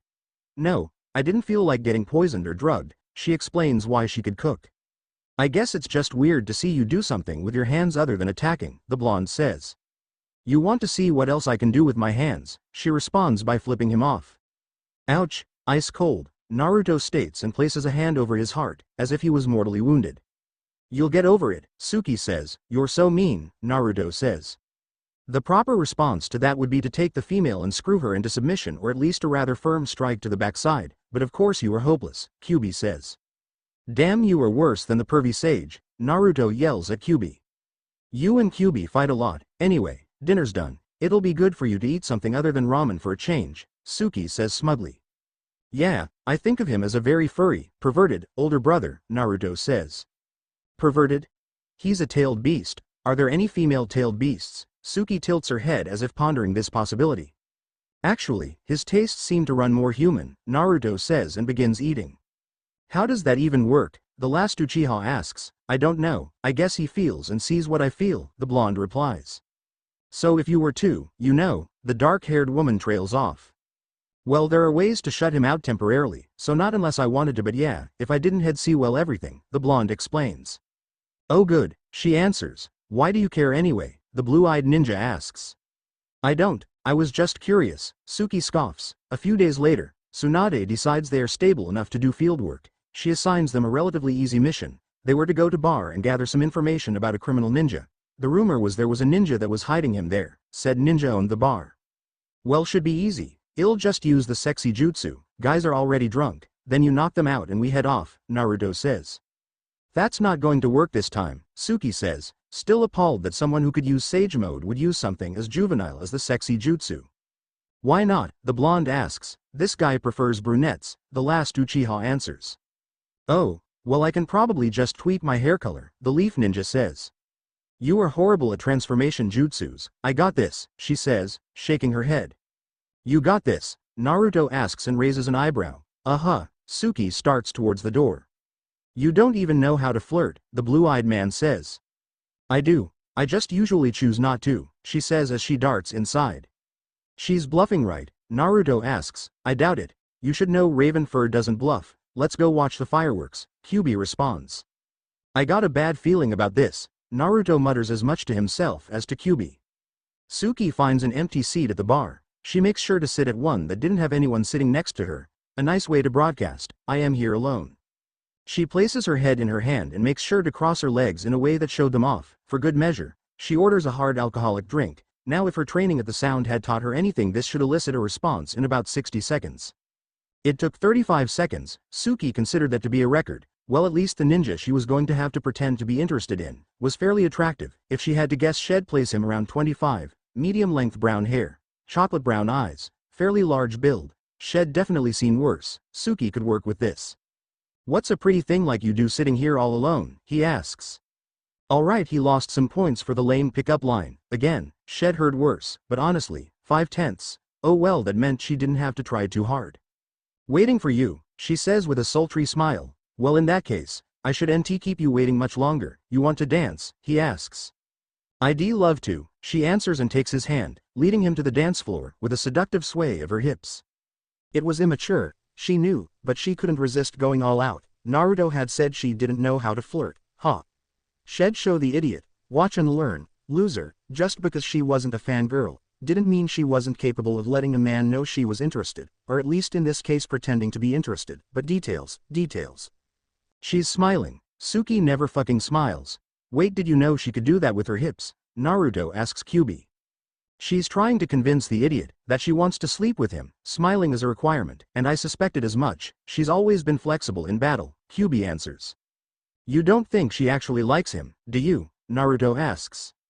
Negative, that isn't the scent of an aroused female. That's the scent of a female who is enjoying fucking with you, as humans say, the Nine-Tails responds. So where you from? The ninja asks as he dances against Suki. Suki leans into him. She runs her hands along his neck and over his chest as she keeps at least an inch or two between them. Her back was to him, but that was all right. She suspected he was more interested in her assets than her face anyway. Besides, this way, she didn't have to keep a straight face. Around. I don't think where a person has been is as important as where they're going, she answers vaguely as the man wraps his arms around her waist. A woman of mystery, I like that. He purrs into her ear and his hands slide to her rear. Suki bit back the impulse to punch him, but she had to do this right, now to get him out of here. They didn't need witnesses when they drug his dumbass off. Damn, this felt tacky. Oh well. You want to get out of here? She leans back, almost like she was going to kiss him, but ends up whispering into his ear. Thought you'd never ask. Lead the way, beautiful, he says. Wonderful. She leads him outside, by the hand, with a joyful bounce in her step, looking back at him in a come-hither way. All right, brat, that would be your CU. Kyubi didn't get to finish his sentence. Naruto comes flying out of nowhere and slams that ninja into the wall. Suki winces. She was positive she heard a few bones crunch. Naruto, you know that we are supposed to take him alive, right? She asks dryly. That's when she felt it. It wasn't her mind. Suki wrongly thought it was Cubus. There was just a blind rage. It was primal. Fuck. Naruto was really going to kill this dumbass if she didn't step in. Naruto, that's enough. She yells at him. Yeah, that didn't work. Bam. Smack. Crunch. Naruto's eyes were red. Oh yeah. Once again she thought Kyubi was in the driver's seat. She goes into Naruto's head. Suki had been there once before and seen the Nine Tails. How the hell the Nine Tails physically fit inside of Naruto, she wasn't sure. He was easily the size of a hotel, but she digressed. Alright furball, while I was tempted to do it myself, we need him alive. If you keep that up, he's not going to be for much longer, Suki says. Uchiha, this time it was not my doing. Naruto is doing this of his own accord. I have no control over it, Kurama responds. Wait, Naruto is doing this, she asks, blinking. Yes, you may wish to intervene if you want the hostage to live, Kyubi offers. Shit, Suki yells and leaves Naruto's mind. The last Uchiha tackled Naruto to the ground. Was he really that upset some guy had grabbed her ass? Then again, this was Naruto. He was pretty damn innocent, had probably view it as someone disrespecting his friend and just have to play the white knight. Naruto, knock it off, she growls. That seemed to snap Naruto out of it. His eyes go back to their normal blue and he looks up at her. He mutters a sorry. Sorry, Naruto. You just knocked half of his teeth out and probably cracked a couple of his ribs, not to mention the black eye, she says. Anyway, let's get back, she says and gets off of him. She ties up the now unconscious ninja and drags him behind her. Considering how royally Naruto had just fucked him up, she doubted he was in the position to put up much of a fight, but well, better safe than sorry. Suki felt what she could only describe as a dark pleasure. She recognized it for what it was. Shed experienced it herself more than once. It was joy at another's pain. But she never would have thought she'd feel it coming from Naruto. Kyubi yes, Naruto no. She was so startled, she had to look back. Naruto looked normal. He even had the decency to look guilty. But he didn't feel guilty. If they were linked, she wouldn't have picked up on it. Naruto, it seemed, was a very skilled actor. Naruto, she asks a bit uncertainly. Yeah, Suki, he responds. You okay? The last Uchiha felt unsettled. Yeah, I am fine. Sorry I got a bit carried away there. Just don't like trash like that groping my friends, he offers a sunny smile. Right, Suki said and was stunned by the knowledge that this was the first time that Naruto had ever lied to her. It'll take him to Tsunade. Why don't you make some clones and see if you can't start on cleaning up the rest of the district? It's about time that it was restored, she asks. Oh sure, make me do your cleaning, Naruto sighs. Not my fault you are a master at shadow clones and have more energy than me. She heads off, draping the unconscious ninja over her shoulder. Naruto bounds off towards the Uchiha district. Suki bites her lower lip and rushes to the Hokage tower. She knocks and heads inside once Tsunade lets her in. Suki, where is Naruto? She asks suspiciously. He's helping me get a kickstart on cleaning up my district. I thought it best I return the hostage, the last Uchiha said. Suki, what the hell happened to him? That man is bleeding heavily from the mouth, has his black eye, and judging by the boot prints on shirt, probably some broken ribs, Tsunade exclaims. Well, Naruto, she starts to say, not sure how to explain what happened outside the bar. You are telling me that Naruto did this. But this guy is just a chunin. There was absolutely no reason to use this level of force, the busty Hokage said. Yes, he did it, I know, I think Naruto knows that too, she says, suddenly finding her feat very interesting. What happened? Be specific, did the Nine Tails take control? She growls out. Well, I decided to draw the target away from the crowd by using seduction tactics, Suki starts. An oldie, but a goodie. There's a reason why it's so often employed, alright, so sounds, normal so far, continue, she answers. Flirted and danced with him a bit, got the guy to follow me outside, Naruto tore into him, Suki finishes. I have a hard time believing that Naruto would be that vicious over a little dancing and flirtation. What did the guy try to pull? She asks, raising an eyebrow. He got a little grabby, Suki says with a shrug. Define a little grabby, Tsunade orders. Alright, he grabbed my ass. Naruto is Naruto, he always has to play the knight in shining armor. I think that's probably what triggered it. Honestly, I thought that maybe Kyuubi was calling shots, but I went inside Naruto's head and talked to the furball. He said it was Naruto, the dark-haired woman elaborates.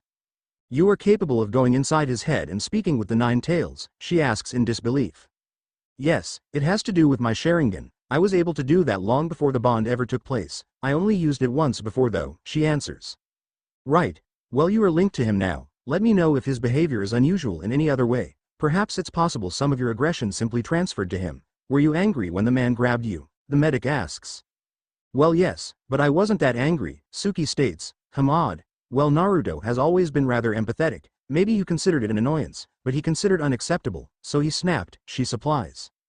Maybe, Suki agrees uncertainly. You don't sound too convinced. Is there something you aren't telling me? Tsunade demands to know. No, nothing, just a little freaked out. Naruto's not naturally violent like that. That's more my thing. She tries to come up with a reasonable excuse fast. Alright. Well, he'll be waiting for you. I'll see you later, she says, waving the Uchiha off. Meanwhile, back in the Uchiha district, Naruto had made a bunch of clones. He knew he should feel guilty about roughing that creep up, but he didn't. If anything, he was upset that he hadn't gotten a few more punches in. Brat, you need to calm yourself. While killing a rival male might be perfectly acceptable for demons, it is not for humans. Besides, Ravenfur is not stupid. She will realize that something is amiss, if she hasn't already. Do you wish to alarm her? Your minds are linked now. She will pick up on your higher aggression levels if you continue this line of thinking, Kyuubi states. Rival male?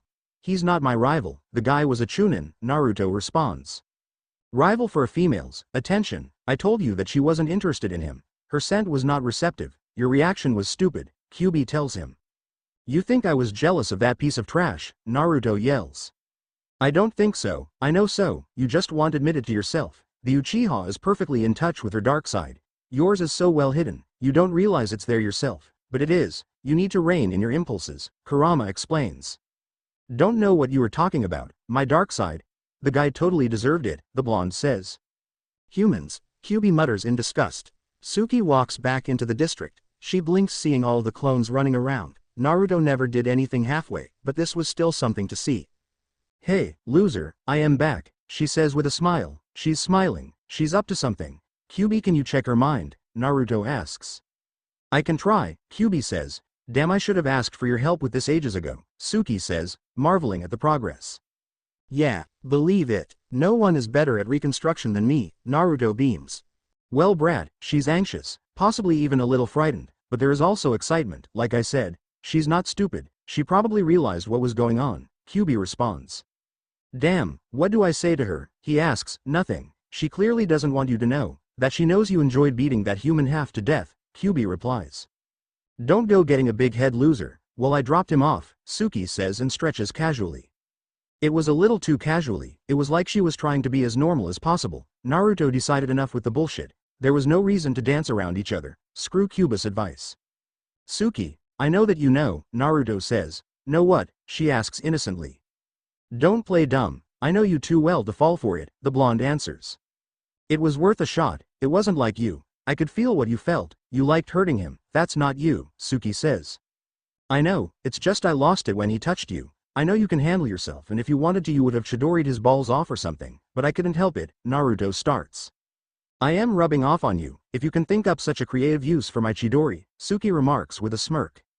Yeah, maybe a little, he laughs, but seriously, I'd be lying if I said I wasn't a little worried, Suki says.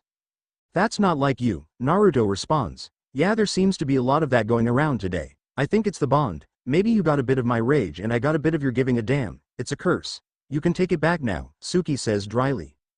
Wish I could, but I don't think that's it. It's not rage that drives you. Thanks to the bond, I think I finally understand you a little better now, he states. This ought to be good. What stupid idea have you got into your head now? Suki demands with a raised eyebrow. People think it's rage that drives you. I used to think that too, but it's not, Naruto says as he pushes her against the side of one of the buildings. Oh really, and what do you think it is that drives me? She asks, squirming a bit against the wall. You're afraid of getting close to someone and then they'll die on you. You'll be alone again, Naruto says. That was surprisingly insightful, Suki says. Well, now that our minds are linked and all, it makes a lot more sense, he says with a smile. Guess so. You going to let me go now? Suki asks almost in a challenging way. Never, I won't let you be alone anymore, not after I spent so long trying to get you back, Naruto says. Naruto, Suki starts to say, but then a loud explosion went off. The last Uchiha was almost relieved. She didn't know what she would have said to that declaration. She knew that he meant it. A few days ago, she would have just pawned it off to friendship. Naruto took the concept of friendship more seriously than most people took love, probably because he had been shunned for much of his life. I think that's our cue, she says, racing off. Yeah, Naruto says, flitting off after her. Naruto realized something about himself in that moment. The first part of his life, he had been desperate for attention. He just wanted someone, anyone, to notice him. He didn't care if it was positive or negative. The next part of his life, he had spent trying to get Suka's attention. Again, he didn't care if it was positive or negative, just as long as he was getting some response out of her. He was always following her. Most people he knew wouldn't think their relationship was healthy. Hell, he knew it wasn't. Shed tried to kill him several times, had come close to doing the same to her, but had still always chase after her. It was crazy, he knew. They'd never understand though. She was like his other half. They were opposites in every way, like yin and yang. They were just incomplete without each other. When they got there, they saw a rather sheepish-looking Konohamaru. He was surrounded by Hyugas. As the explosion had taken place close to their estate, Hiyashi did not look pleased to say the least.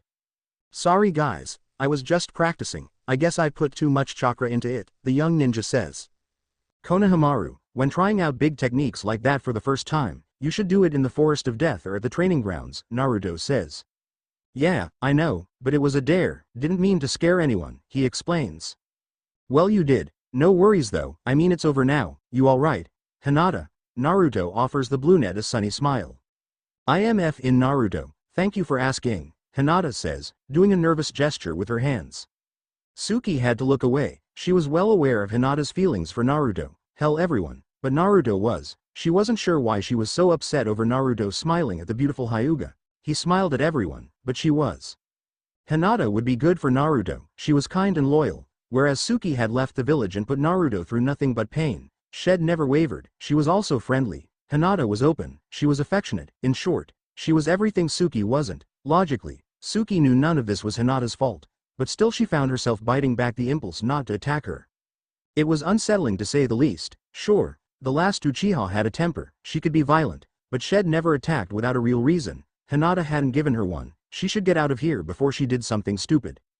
Suki flits off. She races back to her district. The district was safe. No one else was around. She could vent her frustration here. She slams her fist into the wall of one of the houses.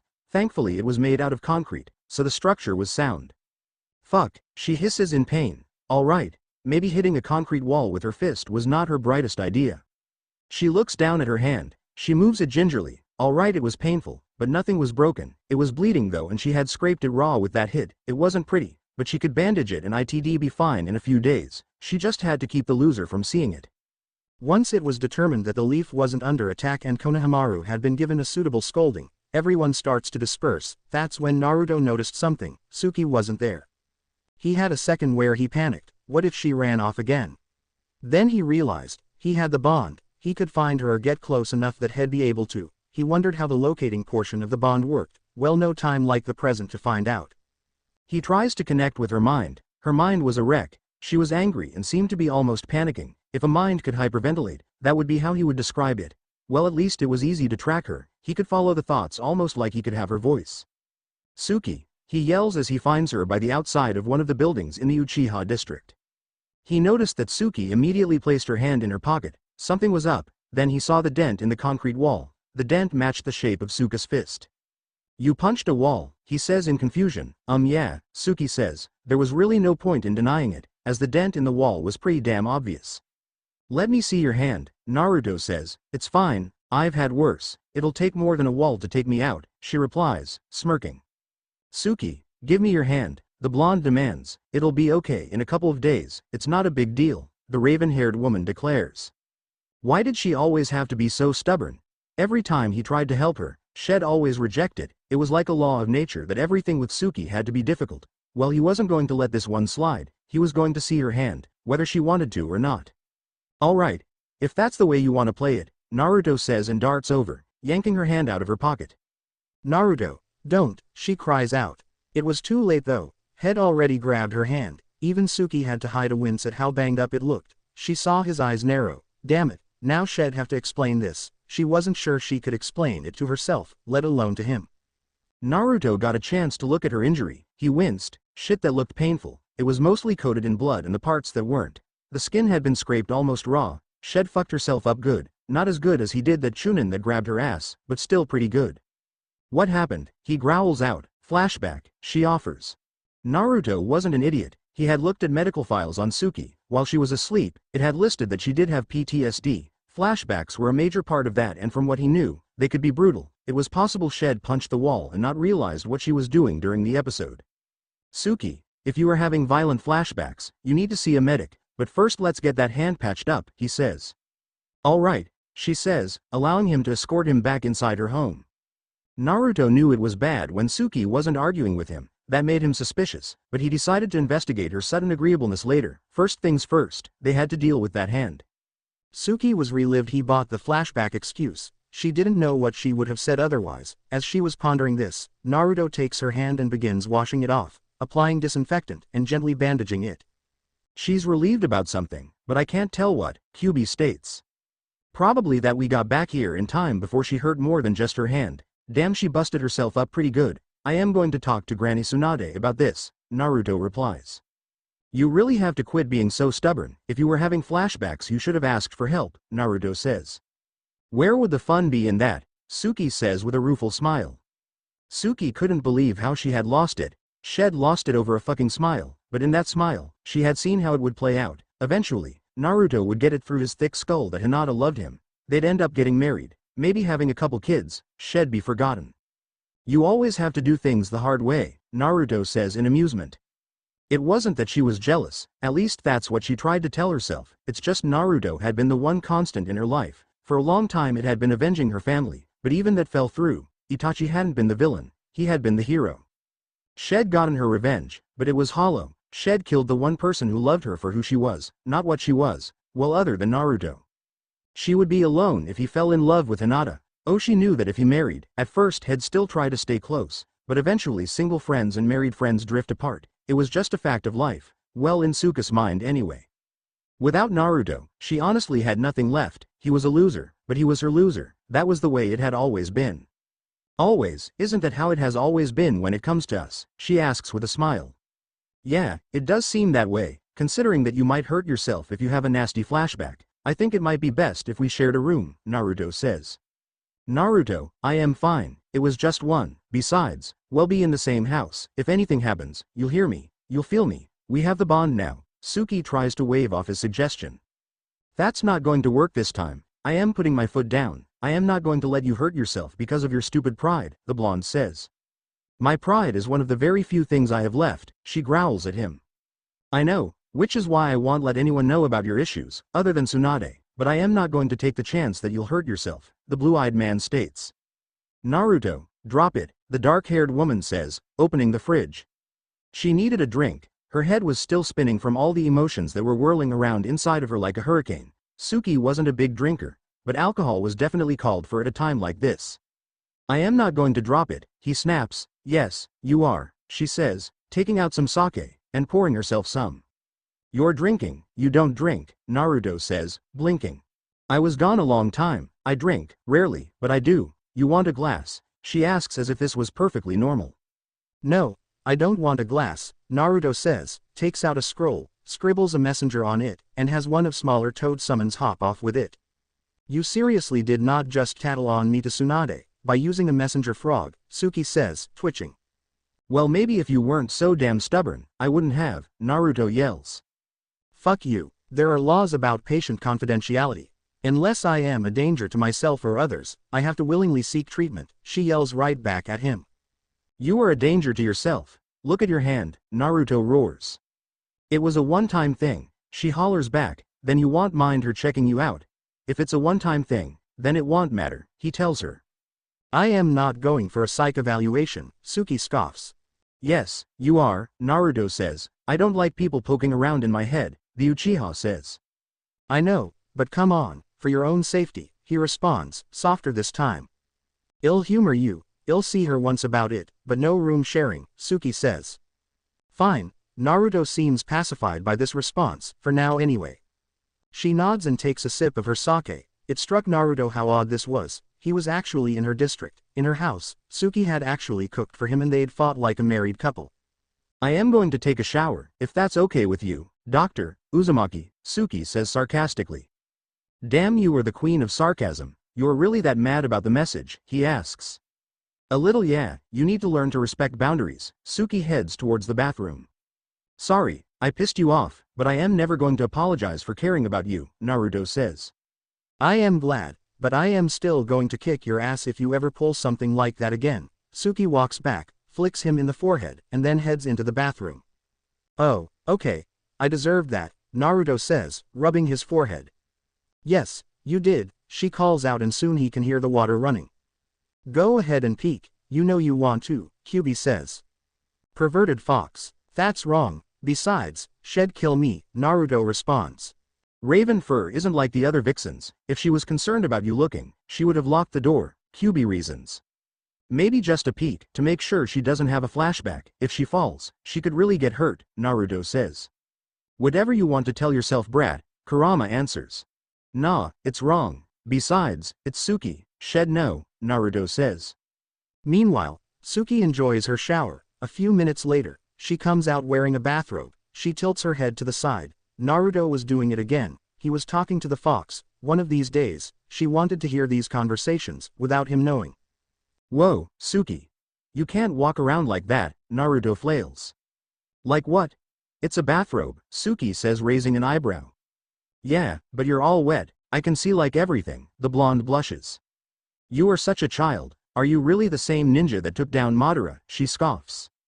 Well, I had help, but I don't see what that has to do with this, the blue-eyed man states. I can't believe you had the two biggest perverts ever to come out of the leaf as teachers and you still blush like a genin, Suki says, rolling her eyes. Hey, Kakashi isn't that bad, he only reads the stuff Jiraiya wrote, Naruto defends. That's why I said the two biggest perverts. Jiraiya was number one. Kakashi is carrying on his proud tradition, the dark-haired woman states dryly. And I do not blush like a genin, Naruto grumbles. Alright, you're right, that wasn't fair, Suki says. Good. Apology accepted, the blonde replies. Yes, accuracy is important, the last Uchiha responds. Yeah, so glad you agree, Naruto nods his head determinedly. You blush like an academy student, Suki says with a smirk. What? Naruto flails. You blush like an academy student, the woman says. I heard you the first time, I just can't believe you said that, he growls. It's true, she says with a straight face. That's it, Naruto yells and charges at Suki. Suki lets out a rather unidentified eep. She runs. While she might have been faster than Naruto, she was inside a house. There were obstacles in her way, such as furniture. The last Uchiha was mortified when she tripped over the couch and goes flying onto it. Naruto, well, he was always good at seizing an opportunity. He pounces. Suki squirms underneath him. Alright, it was one thing when they were 12-year-olds, it was another when they were both 18. That and she was only wearing a bathrobe. Maybe Naruto had a point about her current state of dress. Said bathrobe was riding up and exposing just a little bit more leg than she was comfortable with. Pinned ya, Naruto says, beaming. That's what you think. Suki wiggles underneath him, rolling them over, and pins him. Pinned ya, the brunette says. Oh yeah, he flips them. Pinned ya, again, Suki says once she reverses their positions for another time. Alright, sheesh, you win, Naruto says. I always do, she says with a smirk. If you really want to win, I'd just undo the sash of the bathrobe, Kyubi says. Kyubi, shut up, Naruto growls at him. How's it work? Suki asks. How does what work? The blonde responds, confused. You heard my thoughts, how did it work? Were you trying to do it or did it just happen? The bathrobe-clad woman asks. I wasn't trying to, I think it just happened because you were feeling it so strongly, probably works the other way, he guesses. I can't hear your thoughts, I pick up feelings though, once in a while, there's an undercurrent, I assume that's the nine tails, she says. Yeah, probably, wait, you can tell the difference, Naruto asks, blinking. Yes, your thoughts are like, never mind, it's sappy, you'd laugh your ass off and never let me live it down, she states. Oh come on, I wanna know, what are my thoughts like, he demands to know. Not going to happen, loser, not in a million years, she replies. I didn't want to have to do this, but you've given me no choice, I can fight dirty, if I have to, he proclaims and tickles her. Suki, Naruto knew was extremely ticklish, had done it once on a genin mission, Shed laughed hysterically, as back then that was the first time had ever heard her laugh, he remembered it, seriously, had never met anyone as ticklish as the last Uchiha. Naruto, that's not fair, she thrashes underneath him, lost in a fit of giggles. Maybe not, but I know it will work, he grins like a Cheshire cat. Alright, IGIve, she says. Good, now tell me, he says and stops tickling her. Your thoughts, well, they have a feeling to them, I guess is the best way to explain it, she starts. What's the feeling? Naruto questions, like sunshine, with Kyubi it's like lava under the surface, she answers. Like sunshine, he states in disbelief. Suki replies and gives him a look like you asked. Well, your thoughts have a feeling too, not surprisingly, it's like fire, campfire really, Naruto explains. A campfire? Really? Suki sounds amused. Yeah, I think it's mostly cause the connection is so new, I think it'll probably get stronger over time, he answers. Well, could have been worse, well it's late, we should probably turn in, she says and gets off him. Yeah, probably, night, Suki, he says, night, Naruto, she says and saunters off. That night, Suki dreamed, for the first time in a long time, it wasn't a bad dream, well at least it wasn't at first, she was surrounded by darkness, gradually, a light appears, Suki follows it cautiously. Eventually, she comes to a garden, she remembered it, her mother had kept a garden, just like this one, Suki hadn't had the heart to maintain it after her death, but here it was in full bloom, that was when she realized she wasn't alone. Who's there? She calls out, it's me, Suki, she hears her mother's voice. That couldn't be though, her mother had been dead for over a decade, still she finds herself turning towards the source of the voice, it was her. Mother, she asks uncertainly, it's me, I am afraid our time together is short, I was able to tap into Cubus chakra to see you, I don't know how long it will last, but I came to warn you, Makoto says.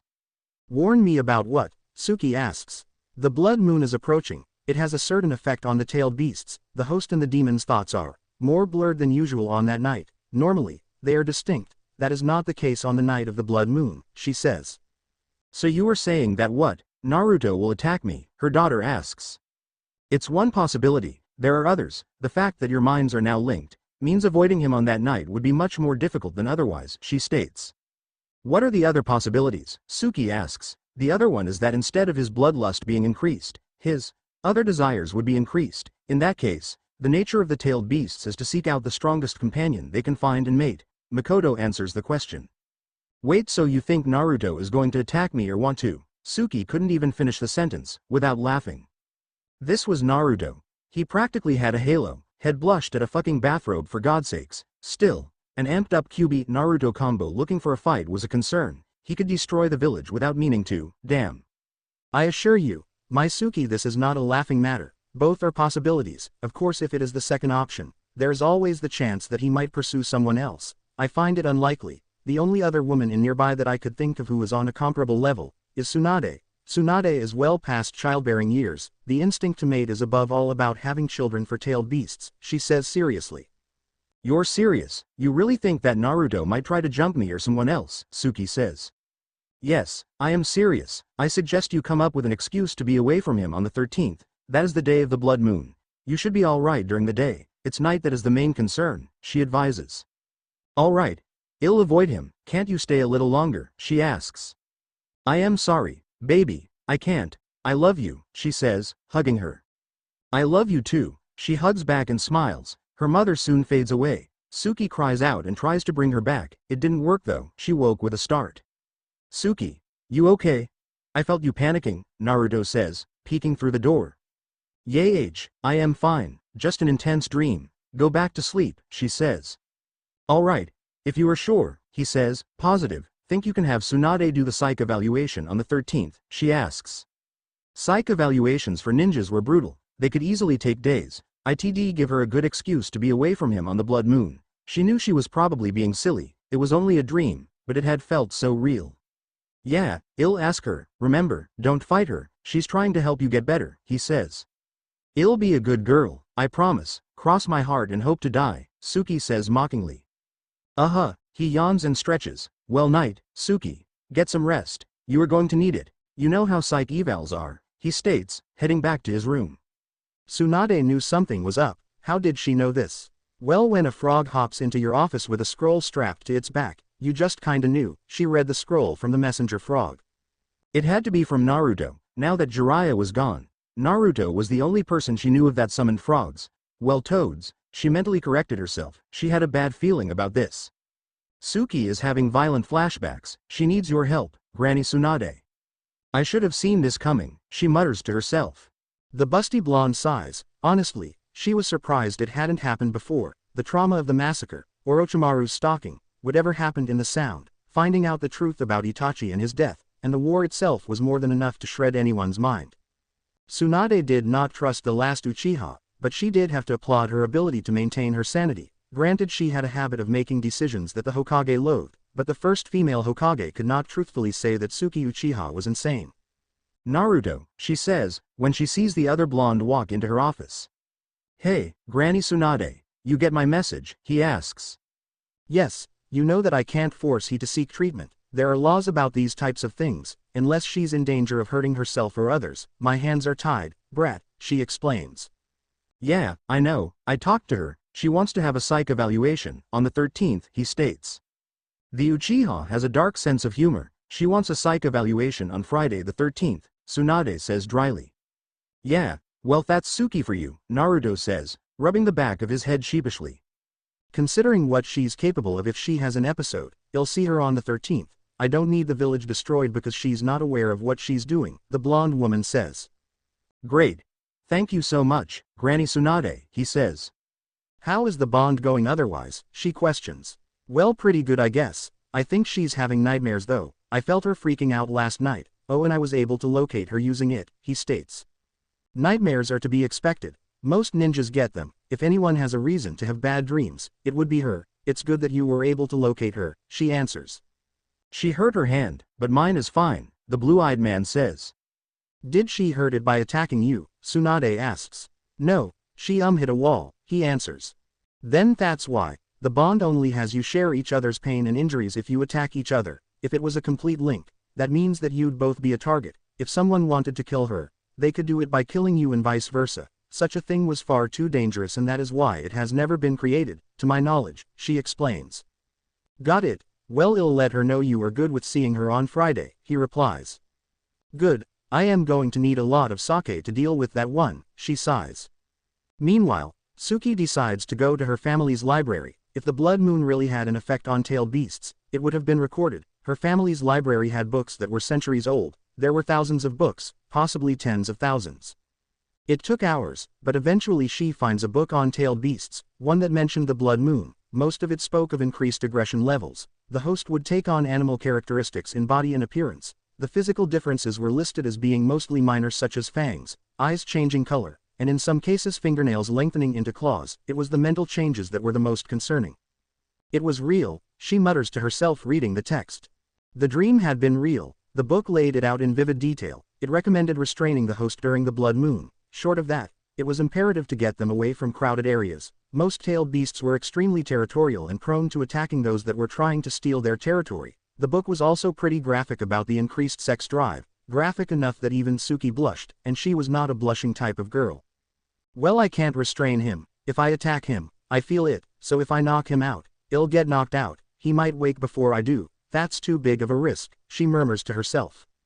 She'll get better now that Granny Tsunade is on the case, Naruto says. I don't think it's flashbacks that caused it. Raven Fur has experienced much hardship in her life. She's never experienced episodes before. I think it was an excuse, Kyubi says. Kyubi, do you really think Suki would lie about suffering from a mental disorder? The blonde asks.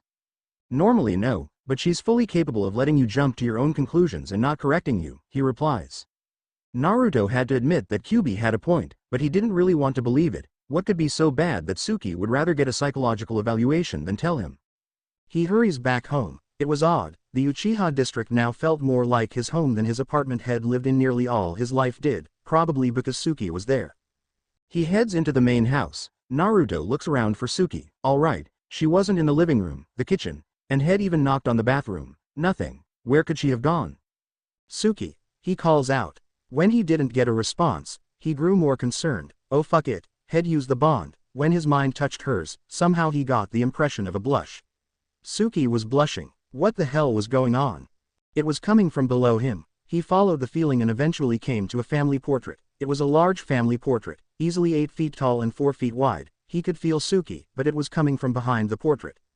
Naruto moves the massive painting. The wall looked normal, but he couldn't shake the feeling that Suki was behind it. He feels around it, eventually coming to a movable brick. When he removed it, a hidden door slid open.